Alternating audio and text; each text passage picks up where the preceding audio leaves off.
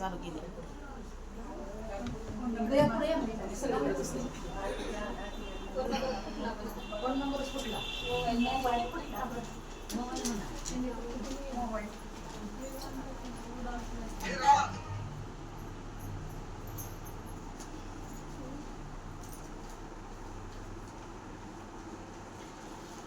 म्हणा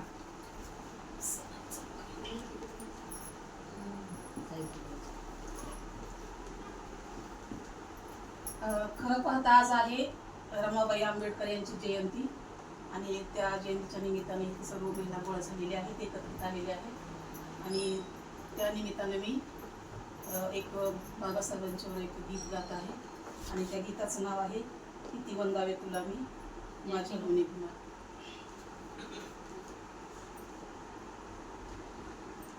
किती वंदावे तुला मी माझ्या गुणी भीमा, किती वंदावे तुला मी माझ्या गुणी भीमा.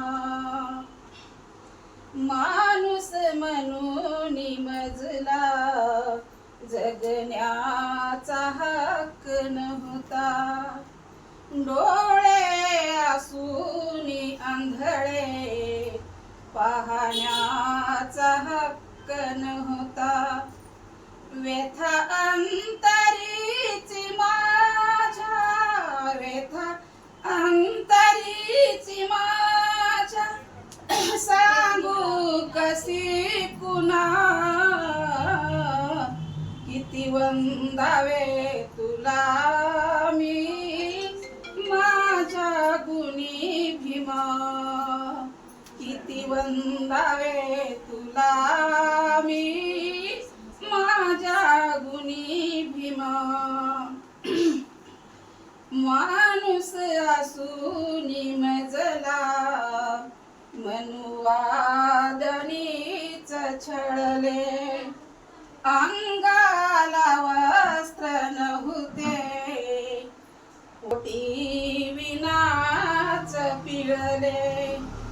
उपऱ्या होत्या भटानी, उपऱ्या होत्या भटानी केला असा गुन्हा. किती वंदावे तुला मी माझ्या गुणी भीमा, किती वंदावे तुला मी माझ्या गुणी भीमा. मनुस्मृती लिहिली मनु नावाच्या भटानी, अस्पृश्य म्हणून आम्हा त्यानेच गुलाम केले. मनुस्मृती लिहिली मनु नावाच्या भटानी, अस्पृश्य म्हणून आम्हा त्यानेच गुलाम केले. मनु संग्र जाळणारा, मनु संग्र जाळणारा जगी जन्मला भीमा. किती वंदावे तुला मी माझ्या गुणी भीमा, किती वंदावे तुला मी माझ्या गुणी भीमा. आणि विशेष सांगायचं झालं तर हे गीत मी स्वतः लिहिलेलं आहे.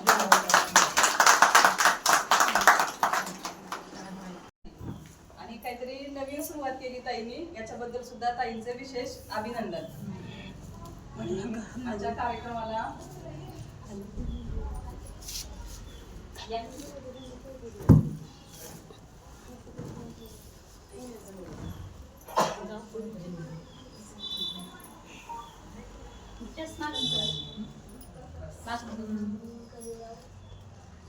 न्याय, सामाजिक न्याय, बंधुता, समानता आणि निष्ठा या तत्वावर अनेक सर्व महामानवांनी बहुजनांचं जीवनाचं सोनं केलेलं आहे.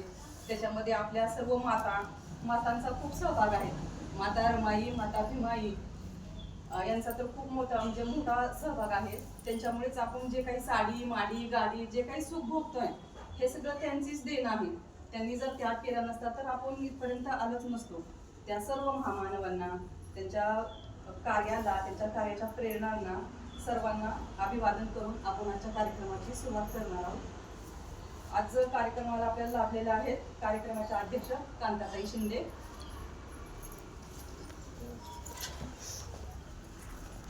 ठरले त्यांचं तसं या टेन्शन नसले जेवढा म्हणजे आल्या आपल्या वेळेस ठीक आहे, नाही आल्या तुम्ही बोलायचं व्यवस्थित. आपण काही मोठ्या फार हे सगळे जी देण आहे आपल्याला, जे बोलणं, राहणं, खाणं, वागणं जे काय आहे ते सगळं रमाईचं आहे. आणि त्या रमाईचं आपण कधीच म्हणजे ऋणातून मुक्त होऊ शकत नाही. पण त्यांचं ऋण आपल्यावर आहे याची आपण नेहमी आठवण ठेवावी आणि ती आठवण सतत आपल्या मनामध्ये राहावी. आपण जसा जो श्वास घेतो त्या श्वासात गणित रमाईचं नाव यावं, बाबासाहेबांचं नाव यावं, हीच आपल्या म्हणजे मानवी असण्याचं चिन्ह आहे असं मला वाटतंय. रमाईचं आपण काय दिसत नाही.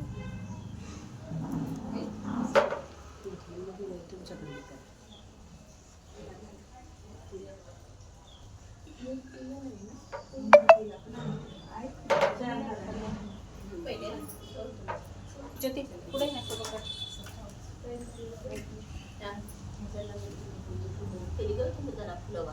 अगोदर त्याला हे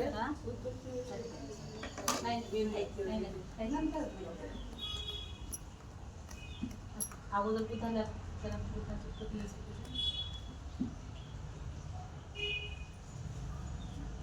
पुढे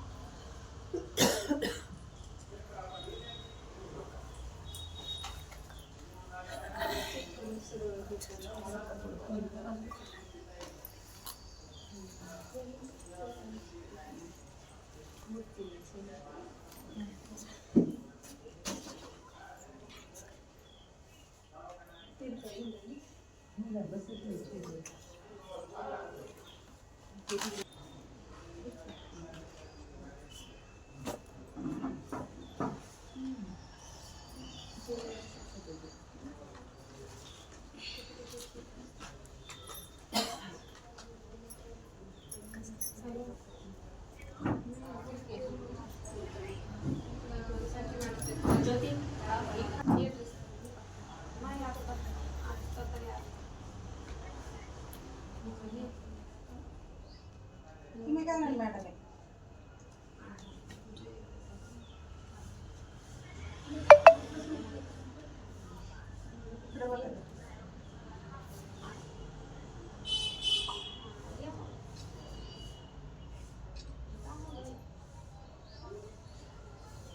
वंदना करूयात का? हो घेऊया. सुरुवात इकडे इथून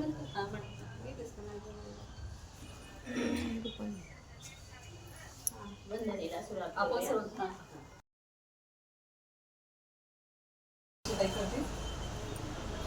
नाही हे बघा इथं आहे शब्दसुमनाने करून घेऊ आपण. शब्दसुमनाने टाळ्या वाजवून स्वागत करायचं. हरे तुरेमध्ये जायचं नाही. म्हणजे त्यासाठीच मग तो कार्यक्रम टाळलेला नाही नाही बरोबर आहे मॅडम. मस्केताईचं स्वागत आपल्या भडकेताई करतील. एवढं मात्र आहे की परिचय करून घेऊ. आपल्याला जे व्याख्याते म्हणजे आज कार्यक्रमाला जे व्याख्यान देणार आहेत किंवा जे कार्यक्रमाबद्दल बोलणार आहेत ती आपली छोटी चिमुरडी आहे प्रणिता. परिचय द्यायचा का अगोदर म्हणायचं सगळं? हा तसंच करूया. निर्मला सूर्यवंशी. ताई. मी सर्वांना जय भीम. मी महानंदा श्रीधर शेवाळे. मी गृहिणी आहे, पण गुरु रविदास सत्यशोधक समाजाच्या म्हणजे कार्यक्रमात गेली 25 वर्ष आम्ही दोघेही पती पत्नी कार्यरत आहोत. त्यामुळे खऱ्या अर्थाने ह्या विचाराची आम्हाला म्हणजे हे झाली आणि हेच कार्य चालू आहे. छान. सर्वांना माझा जय भीम. मी जाधव छाया रमेश. मी प्राथमिक शिक्षिका आहे आणि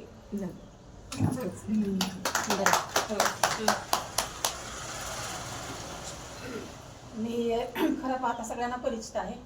मी सौ कांता मोहनराव शिंदे आणि मी इथं आपल्या आज रमाईच्या जयंतीनिमित्त मी इथं हजर झालेली आहे.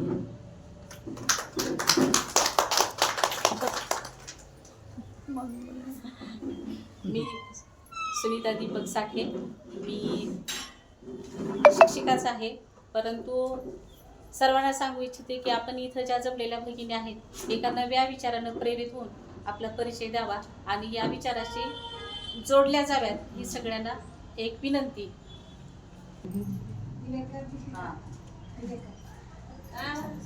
प्रेक्षकांमधून जास्तीत जास्त आपल्या ज्या बहुजन समाजाच्या महिला आहेत, ज्या की आपल्या कॅटेगरीच्या जास्तीत जास्त महिला म्हणून त्या खूप भरडल्या चालल्या आणि ह्या खूप तिकडे आकर्षित व्हायला लागले. कारण आतापर्यंत आपल्याला ह्या प्रवाहामध्ये म्हणजे स्थान नव्हतं, पण आता ते लोक त्यांच्या प्रत्येक ठिकाणी असे मंत्र लावायचं तर सुरुवातीला ते ऐकत पण नाही.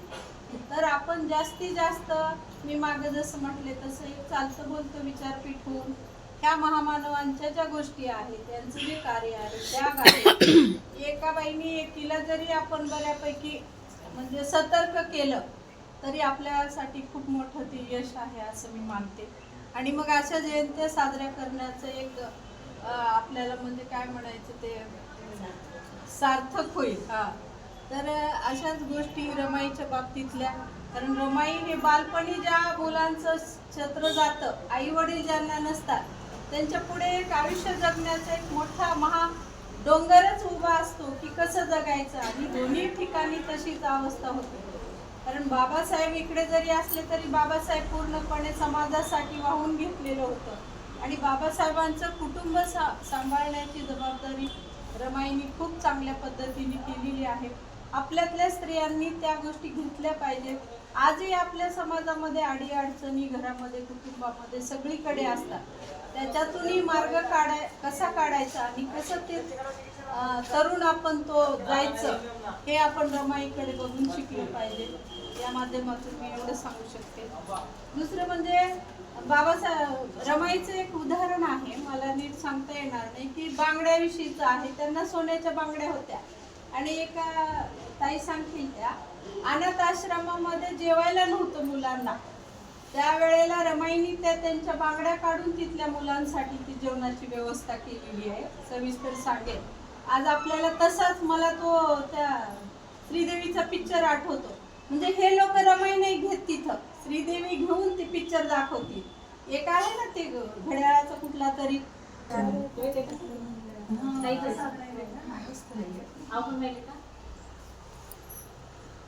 काढले तुम्ही फोटो व्हिडिओ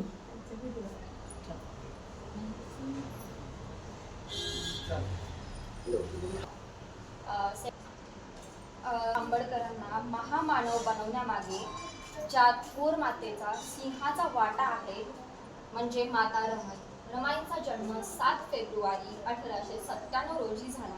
लहानपणीच आई वडिलांचं छत्र नसल्यामुळे खूप हाल अपेष्टा सहन कराव्या लागल्या. बाबासाहेबांचे शिक्षण चालू असताना घराची संपूर्ण जबाबदारी रमाईने पेलली. अनेकदा घरात खायला अन्न नसायचे, पण त्यांनी बाबासाहेबांना कधीच कामात आणि शिक्षणात अडथळा आणला नाही. आपल्या मुलांच्या निधनाचे दुःख पचवूनही त्यांनी धीर कधीच सोडला नाही. एक इन्सिडेंट सांगते. त्यांनी सांगितला, पण माझं इंग्लिशमधून आहे. A famous incident of her kindness. When she learned that children at a hostel in Dharwad were starving, she immediately sold her all gold and bangles and few of them. From that day she becomes Mata Ramai, the mother of all. तिने हे सिद्ध केले की एक चांगले जग निर्माण करण्यासाठी त्याग हा आवश्यक आहे. आजकाल कशाचाच त्याग होत नाही. इव्हन सिरियलचा सुद्धा त्याग होत नाही. टाइम टू टाइम सगळ्यांना सिरियल बघायला लागतेच. त्यामुळे आज ही महान आई माता रमाबाईंना आपल्या समाजासाठी दिलेल्या अतुलनीय योगदानाबद्दल वंदन करते आणि मी माझे शब्द इथे थांबवते. तुम्ही ऐकून घेतल्याबद्दल आणि सहकार्य केल्याबद्दल मी तुमचे सहर्ष आभार मानते. मस्त बोललं लेकराने. ब्राह्मणी शब्द आहे त्यांच्यातला संस्कृत मधला. तुम्ही घ्या ना सगळ्यांचं, मी तिथं त्यांना घडवण्यासाठी सासऱ्याच्या निधनानंतर म्हटलं असतं साठे सर, समस्त साठे परिवार त्यांनी ह्या विचाराला एवढं वाहून नेले, त्याच्याबरोबर आपल्याला सुद्धा ते वाहून नेतात. म्हणजे हे चांगलं सत्कर्म आहे. हं? मग आपल्या ह्यांनी म्हणलंय बघा, जग बदल घालून निघावं म्हणजे सांगून गेले भीमराव. हे आपले परिवर्तन विचारवादी अण्णाभाऊ साठे 1.5 दिवसाच्या शाळा शिकून एवढा त्यांनी परिवर्तनवादी विचार सांगून गेला. आणि जे तेजोमय संविधानाचं शिल्पकार ज्ञान सूर्य तेजोमय असणाऱ्या अशा ह्या त्यांच्या पत्नी रमाबाई आंबेडकर यांची आज आपण सर्वांच्या आनंदाने आणि प्रेमाने जयंती साजरी करतो. आणि या ठिकाणी बऱ्याचशा महिला आपला वेळात वेळ काढून आलात, त्याबद्दल मी सगळ्यांचं मनपूर्वक धन्यवाद मानते आणि माझ्या 2 शब्दाला सुरुवात करते. खरं तर सगळ्यांनी आपण रमाबाईचा इतिहास ऐकून झालेला आहे. कंटाळला असेल तुम्ही तेच ते काय म्हणून त्यांचं म्हणजे जन्मापासून मृत्यूपर्यंत काय आहे हे काय चालू आहे हे सगळं ऐकलं असतात. पण खरं सांगायचं म्हणलं तर रमाबाईला त्यागमूर्ती, संयमी आणि स्वाभिमानी स्त्री म्हणून ओळखलं जातं. तशाच प्रत्येक स्त्रीला निसर्गाने दैवी शक्ती दिली आहे, ती म्हणजे सहनशीलता. तुम्ही कधी विचार केलाय का हो, कधी मुलगा मुलीच्या इथे नांदायला गेलाय का? नाही, कधीच कदापिच नाही. कधी एखाद्या बाईचा नवरा वारल्यानंतर ती लगेच दुसरं लग्न करते का हो? नाही करत. एवढे पिल्ले घेऊन ती आपला संसार उभा करते आणि अक्षरशः त्या मुलांना शिकून सवरून मोठं करते. तोच जर पुरुष असता तर तो नाही थांबत का? ही सगळी रमाबाईची त्यागाची मूर्ती आहे. हे मला सांगायचंय. प्रत्येकाने आपण त्यांचा इतिहास ऐकलेला आहे. त्यांनी काय केलं काय नाही. अक्षरशः त्यांचे मुलं वारले होते तर त्यांना कफनासाठी पैसे नव्हते किंवा दफन करण्यासाठी पैसे नव्हते. त्यांच्या साडीचा पदर त्यांनी कफन म्हणून दिला आणि त्या मुलाचं दफन केलं. अशी अवस्था अशा ह्या रमाबाई त्यागमूर्ती आहेत. तसंच रमाबाई बरोबरच आपण सुद्धा त्यागाचे. आई वडील बहीण भाऊ 20 वर्ष ज्या घरी राहिलो ते घर सोडून आपण नवऱ्याच्या इथं आलो. ही कुठली आपली दैवी शक्ती आहे, नैसर्गिक शक्ती आहे आपल्याला. त्या सगळ्यांना आपण आपलंसं केलंय. त्या सगळ्यांना आपलंसं करून आपल्या विचारात आपल्या मुलाबाळांना संस्कार देऊन आज आपण पुन्हा गोविंदाने संसार करतो. अगोदरच म्हटलं जातं बघा, प्रत्येक यशस्वी पुरुषाच्या पाठीमागे स्त्रीचा हात असतो. तसंच स्त्री जर यशस्वी व्हायची असेल तर तिच्या पाठीमागे पुरुषाचा सुद्धा हात असतो. एक ताजं उदाहरण आहे आपलं सावित्रीबाईचं. सावित्रीबाई शिकत नव्हत्या तर त्यांना कोण उभा केलं? ज्योतिबाई. तसंच आम्ही ज्या या महिला, आता एवढ्या महिला बोलल्या, त्या कशावर बोलल्या? शिक्षणाच्या जोरावर. डॉक्टर बाबासाहेब आंबेडकरांनी म्हणलंय, शिक्षण जो प्राशर करेल तो म्हणजे वाघिणीचं दूध आहे, तो घेतला की गुरगुरल्याशिवाय राहणार नाही. तुम्ही सध्या जे मुलांना घरी शिकवलं जातं, जे अनुकरण घरी करतं, नंतर शाळेतल्या बाई असतात. म्हणून आधी तुम्ही शिक्षण. गाडगे बाबा महाराजांनी म्हटलेले, काल परवा जयंती झाली त्यांची, त्यांनी म्हणले, बाळांनो भाजी भाकरी कमी खा पण लेकरांना पुस्तक वह्या द्या. का? कुणी कीर्तनात भजनात म्हणले का हो? त्यांनी सगळं कीर्तन भजनात शिक्षणाचा प्रसार करून ठेवला. त्यांनी स्वतः सुद्धा एवढं स्वाभिमानी होते. कुणाचं घर किंवा रस्ता झाल्याशिवाय ती कधीच कुणा बाईला जेवायला मागत नव्हते. म्हणजे किती स्वाभिमान, किती कष्ट, ते सगळं कष्टावर. म्हणून मला इथे जमलेल्या सर्व माझ्या माता भगिनींना एवढं सांगायचंय, तुम्ही घरात उपाशी बसा पण पोरांची फीस भरा. पोरांना लेकरं चिमुकले त्यांच्या मनावर एवढा विपरीत परिणाम होतो. जे गावचे लोक अगोदर जेवले जातात, नंतर त्या लेकरांना जेवायला कुठं त्याला स्पर्श करण्याचा प्रयत्न आपण समजून घेण्याचा प्रयत्न करूया. आणि त्याच्या अगोदर खरं तर माता रमाईच आपण समजून घेतली पाहिजे. तेव्हा आपल्याला पुढचे सर्व महामानव अलगद समजून जातील.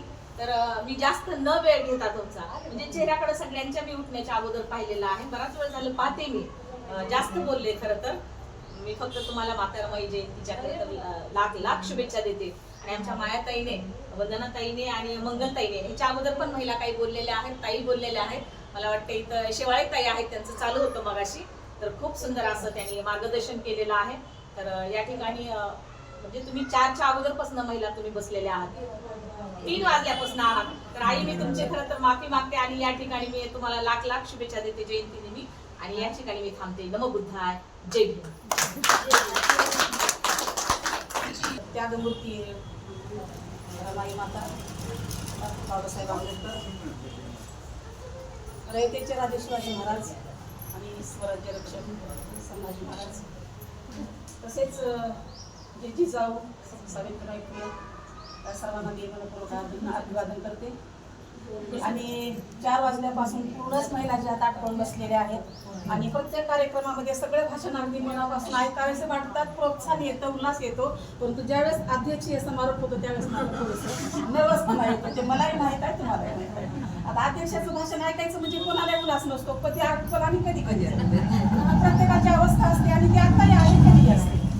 मग आता अध्यक्षाचं भाषण ऐकल्याशिवाय तर काही अर्धे ऐकतात, काही अर्धे जातातच, तसं काही नाही. आता इथं कसं आहे, मी आहे तुमच्यासाठी सर्वसाधारण गृहिणी, इथं आहेत कार्यकर्त्या, शेवाळी मॅडम सुद्धा भाषण म्हणजे कार्यरत आहेत कार्यक्रमामध्ये. ह्या तर काय ओरिजिनल मॅडमच आहे, त्यांना तर सगळं भीती मिळलेली आहे.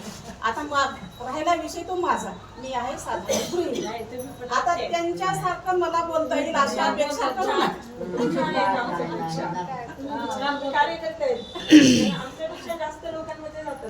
तुम्ही ब्लॉगर आहेत. आजच्या रमाबाई आणि रमाई माता किंवा त्यागमूर्ती म्हणून आपण त्यांना त्यागमूर्तीच म्हटलं जाते, कारण त्यांनी भरपूर गोष्टींचा त्याग केला आपल्या संसारामध्ये. आणि त्यांचं प्रथमतः आम्ही म्हणजे अभिवादन करून माझ्या 4 शब्दाला सुरुवात करते. आता रमाबाईचा जन्म मला वाटतं 1898ला झालेला आहे. 7 फेब्रुवारी 1898चा जन्म आहे. त्यांच्या आईचं नाव आहे रुक्मिणी, त्यांच्या वडिलाचं नाव आहे भिकू. आणि ज्यावेळेस रमाईचे आई वडील गेले त्यावेळेस रमा माता एक छोट्या होत्या, लहान वयाच्या होत्या, 9 वर्षाच्या होत्या किंवा 7-8 वर्षाच्या काहीतरी होत्या. आणि त्यांना होते 3 बहिणी आणि 1 भाऊ होता, शंकर नावाचा. मग ज्यावेळेस ही आई वडील त्यांचे वारले, देवाघरी गेले, त्यावेळेस एकाएकी मुलं पडली, यांना कोणाचा आधार नव्हता. मग आता करायचं काय, प्रश्न समोर मोठा होता. आपण जगायचं कसं, कोणाच्या आधारावर जगायचं, कंटिन्यू ठेवा इकडं, ती घेतले मी. आणि मग त्यावेळेस विचार केला की 4 बहीण भावंड, त्यांना सांभाळलं त्यांच्या मामाने.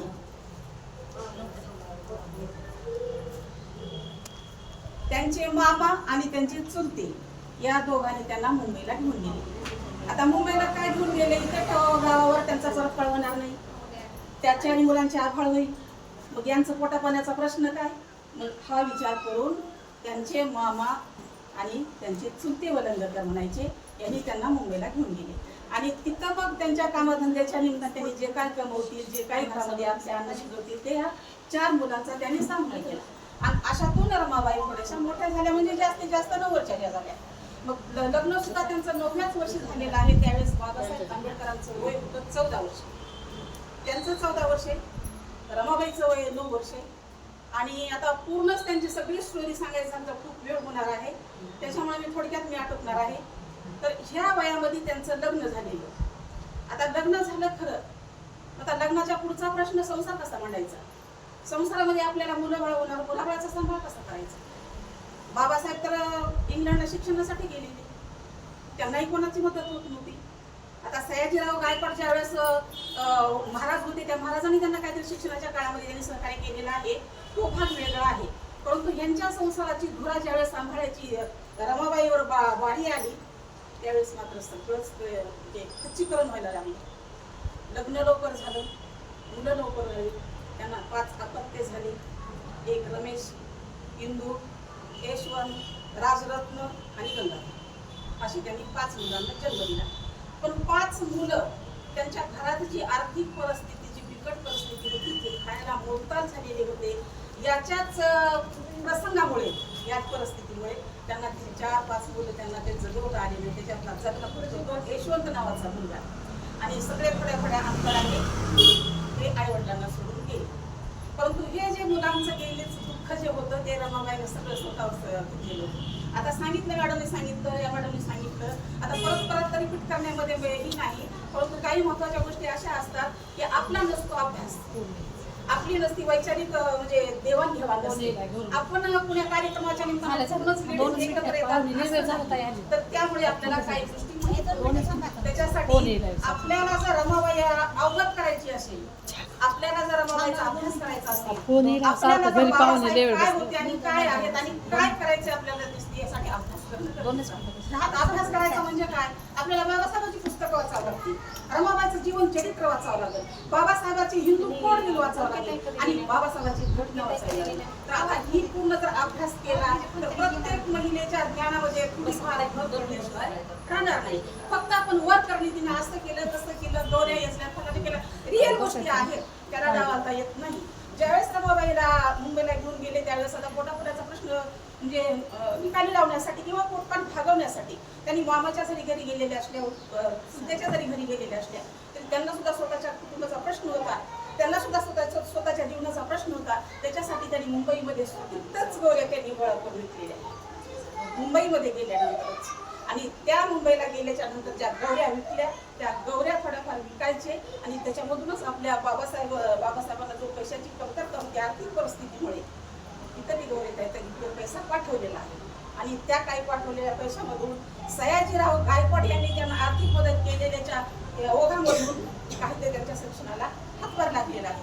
म्हणून आपण रमाबाईला त्यागमूर्ती म्हणतो. आता त्यागमूर्ती म्हणतो की तेवढे मुलं गेलेले असताना सुद्धा पूर्ण दुःख कवटाळून राहिलेल्या नाही. त्यांनी तशी हिंमत धरलेली आहे आणि बाबासाहेबांच्या शिक्षणासाठी बाबासाहेबांच्या पूर्ण कर्तव्याला आपल्या सहकार्य कसं लागेल याच्यासाठी त्यांनी पूर्ण सहकार्य करण्याचा प्रयत्न केलेला आहे. म्हणून आपण आपल्या रमाबाईला त्यागमूर्ती असे म्हणतो. आता बऱ्याच भाषणामध्ये काही काही लोक सांगतात की इतिहासाची गरज नाही, की आपल्याला इतिहास वाचण्याची गरज नाही. इतिहास जर वाचला तर आपण वाचू. इतिहास जर वाचलो, आपण इतिहासच वाचला नसता, आपण इतिहासामध्ये कादंबरीच वाचली नसती, बाबासाहेबांच्या जीवनावरचं पुस्तकच वाचलं नसतं, कारण ते इतिहासामध्ये होऊन गेलेलं आहे. आताही लेखक आहेत, नाही असं म्हणत नाही, पण आपण बाबासाहेबांची घटनाच वाचली नसती तर आपण बाबासाहेबांनी काय कार्य केलेलं आहे, बाबासाहेबाला रमाबाईंनी कसं सहकार्य केलेलं आहे, बाबासाहेबांचे झालेले 5 अपत्ये जेव्हा वेळी देवामध्ये जातात त्यावेळी रमाईने त्याच्यासाठी काय कष्ट केलेलं हे कळत असतं. त्यासाठी इतिहास उघडून पाहिलेलं अगदी बरोबर आहे. इतिहास पाहणं गरजेचंच आहे, कारण इतिहास वाचला तर आपण इतिहास आहे, नाहीतर इतिहासाला जर आपण विसरलो तर आपल्या कशाला जाणवत. आपल्याला होऊन गेलेले जे समाज सुधारक आहेत त्यांनी काय समाजासाठी कार्य केलेलं आहे, त्यांनी आपल्यासाठी काय कार्य केलेलं आहे, बाबासाहेबांनी हिंदू कोड मांडत असताना त्यांना काय काय त्रास झालेला आहे हे आपण इतिहास वाचल्याशिवाय आपल्याला समजणार नाही. आता ज्यावेळेस बाबासाहेबांनी हिंदू कोड बिल मांडलेलं होतं त्यावेळेस कोड बिल होतं स्त्रियासाठी, स्त्रियांच्या हक्कासाठी, आई वडिलांच्या संपत्तीमध्ये सहभाग घेण्यासाठी, त्यांना शिक्षण मिळण्यासाठी. पण ह्याच कोड बिल मांडत असताना आपल्याच स्त्रियांनी त्या कोड बिलाला विरोध केला होता आणि मोर्चा घेऊन त्यांच्या ऑफिसवर गर्दी केली. त्यावेळेस बाबासाहेब खूप दुःखी झालेले होते की त्यांनी म्हणजे स्त्रियांना प्रश्न विचारलेला आहे की माय बहिणीनो, मी तुमच्यासाठी कोड बिल लिहित आहे, मी तुमच्यासाठी संघर्ष करत आहे आणि तुम्हीच माझ्यावर उलट दगडफेक करत आहोत. तुमच्या पाठीमागं कोण आहे, कोण तुमच्यावर दबाव टाकते, मला तुम्ही सांगा. त्यावेळेस स्त्रियांनी सांगितलं की बाबासाहेब, आम्ही तुमच्या मताशी सहमत आहे, आम्हाला तुम्हाला विरोध करायचा नव्हता, पण ज्या विरोधी पार्टीचे लोक आहेत ते आमच्यावर दडपण आणतात, आम्हाला ते विरोध करायला लावतात आणि म्हणून आम्ही तुमच्यावर दगडफेक केलेली आहे, आम्ही तुम्हाला विरोध केलेला आहे. तर ही आमची चूक झालेली आहे आणि ही चूक तुम्ही पदरात घ्या. त्यावेळेस त्या स्त्रियांनी कबूल केलेलं आहे. मग मला एवढंच आता शेवटी जाता जाता एवढंच सांगायचं आहे, आपण ही पहिली म्हणजे जयंती साजरी केलेली आहे, कारण आपण बाबासाहेबांची जयंती करतो, अण्णाभाऊ साठेची जयंती करतो, सावित्रीमाईची जयंती करतो, मग रमाबाईची जयंती का करतो? कारण रमाबाईचा आपल्याला अभ्यास नाही, रमाबाईचा आपल्याला काय तिने कर्तृत्व केलं हे बऱ्याच महिलांना माहित नाही. बाबासाहेबांचं माहित आहे, मग हे का नाही? ज्यावेळेस बायका हे त्यांचा इतिहास वाचतील, त्यांनी केलेलं कर्तृत्व काय काय केलं हे ज्यावेळेस ते अवगत करतील त्यावेळेस त्यांच्या डोक्याला कधीतरी फीड होईल की खरंच ह्या मातेनं आपल्या मुलाबाळाचा एवढा मोठा त्याग करून समाजासाठी आणि जनतेसाठी, स्त्रियासाठी, आपल्या नवऱ्यासाठी काय केलंय ही इतिहास वाचल्याशिवाय कळणार नाही. म्हणूनच मी सगळ्याला विनंती करते, कामात काम काढून, वेळेत वेळ काढून आपल्या तर रांदावाडा आणि उष्टी काढा ही आपल्या जिंदगीला पुजलेला आहे. आणि स्त्रीला ती केल्याशिवाय भाग नाही.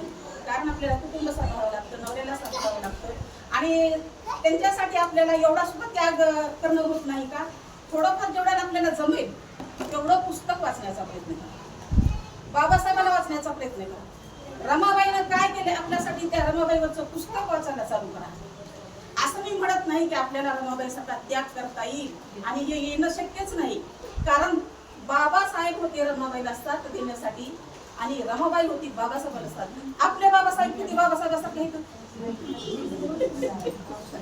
बाबासाहेबासारखे आपल्याला साथ देतात का? मग आपण कशाला म्हणायचं की माझा बाबासाहेबच आहे? नाही, कधीच ते बाबासाहेब होणार नाही. अहो, आपण कार्यक्रमाला जायचा रिअल कंडिशन आहे. तुम्ही मी बोलते म्हणून मनावर घेऊ नका. रिअल कंडिशन आहे. काही बायकांना कार्यक्रमाला येण्यासाठी सुद्धा बंदी आहे आणि कार्यक्रमाला जर उशीर झाला तर तिला घरी गेले बरोबर जा विचारला जातो. एवढा कार्यक्रम करून तू एवढं ऐकून कुठं महाशय कुठं काय घडवणार आहे असं बोलून जातं. तर त्यांना सुद्धा कळकळीची विनंती करा की आम्हाला रमाबाईला वाचले, आम्हाला कार्यक्रम करू द्या. कार्यक्रमात सहभागी झाल्याशिवाय, लोकांचे 4 शब्द ऐकल्याशिवाय आमच्या ज्ञानामध्ये भर पडणार नाही आणि आम्हाला नेमकं आम्हाला काय करायचं आणि कुठं जायचंय ही आम्हाला कळणार नाही. आणि दुसरी गोष्ट महत्वाची मी सांगते, भाषणामध्ये कुठलेही भाषण करत असताना, कार्यक्रम साजरा करत असताना बाबासाहेबांना कुठल्याही धर्मावर टीका केलेली नाही. म्हणून आपण भाषणामध्ये कुठल्या धर्माला नाव ठेवायचे नाही. ज्याला त्याला आपला आपला धर्म प्यारा असतो. आपल्याला ज्या मार्गाने जायचं आहे त्या मार्गाने जाऊन आपल्याला काय साध्य करायचं आहे त्या साध्यापर्यंत पोहोचायची गरज आपली आहे आणि ते ध्येय आपल्याला गाठण्यासाठी आपण लोकांवर उंगल्या उठवायच्या नाहीत, बोटं बुडू त्याच्यावर म्हणजे ठेवायचं नाही की हा धर्म असा, तो धर्म असा. त्यांचा धर्म त्यांचा लक्षात त्यांना असतो. आपल्याला काय करायचं? आपल्याला कुठं जाऊन पोहोचायचं? आपल्या लेकरांना का मार्गदर्शन करायचे? लेकरांना आपण जर घरामध्ये नवरा बायको नीट वागलो, नीट वातावरण घरामध्ये ठेवतात, मुलं ते घेतात. जसं घरात असेल ते मुलं अवगत करतात. त्याच्यासाठी मला हात जोडून विनंती करायची आहे शेवटी जाता जाता की प्रत्येक कसलाही कार्यक्रम असो, वेळेतला वेळ काढून कार्यक्रम साजरा करा. कार्यक्रमाला येण्यासाठी तुम्ही वेळ काढा आणि महत्वाचं सांगायचं म्हणजे पूर्ण महापुरुषांना तुम्ही वाचायला चालू करा. भले तुम्हाला तेवढं अवगत नाही झालं हरकत नाही, जेवढा आपल्याला होईल, जेवढा आपल्याला कामाधून वेळ मिळेल तेवढ्याच वेळेवर तुम्ही 2 पानांनी तरी वाचायला शिका. तर तुम्हाला हे महापुरुष कळतील की त्यांनी आपल्यासाठी इतिहासामध्ये काय करून ठेवलेलं आहे, त्यांचं आपल्याला किती घ्यायचं आहे आणि कोणत्या गोष्टी टाकून द्यायच्या आहेत. महापुरुष खरं तर टाकून द्यायच्या गोष्टी करतच नसतात, परंतु आपल्या मनाला विचार केला पाहिजे आपण की चांगले तेवढे घ्यावे. आता हे मॅडमनी काहीतरी मला उल्लेख केला, माझ्या लक्षात नाही आता. तर तसं आपल्याला काय घ्यायचं नाही लोकांचं, ते त्यांच्या संग राहिलं, त्या लोकांच्या संग राहिलं, आपलं आपल्या संग राहायचं. आपल्याला जेवढं करायचं तेवढं आपण करायचं आणि असेच रमाबाईचे कार्यक्रम असू द्या, आंबेडकरांचे असू द्या, अण्णाभाऊ साठेंचे असू द्या, अगदी आवडीनं कार्यक्रमाला हजेरी लावायचं काम करा. आता मला एवढ्यासारखं सगळं व्यवस्थित नसत बोलता आलं, समजून घ्या. जेवढं मला वाटलं ते मी आपल्याला सांगितलेलं आहे आणि याच्या पुढे सुद्धा आपण असेच कार्यक्रम करू आणि जास्तीत जास्त महिलांचा सहभाग कसा नोंदवता येईल याच्यासाठी प्रयत्न करू. तेवढे 4 शब्द बोलून मी माझं इथंच मी थांबते. धन्यवाद आणि सगळ्या महिला आल्याबद्दल त्यांचं महिला दिनाला भेटू आता. महिला दिन 8 मार्च तुमची काढते मी थांबाय. या गाड्या काढ, या इकडं पुढे या, पुढे या, पुढे या. तुम्ही हो का आले का?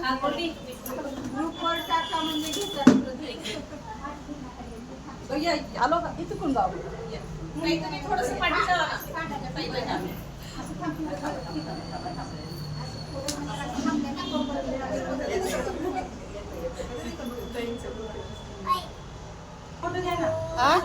घेते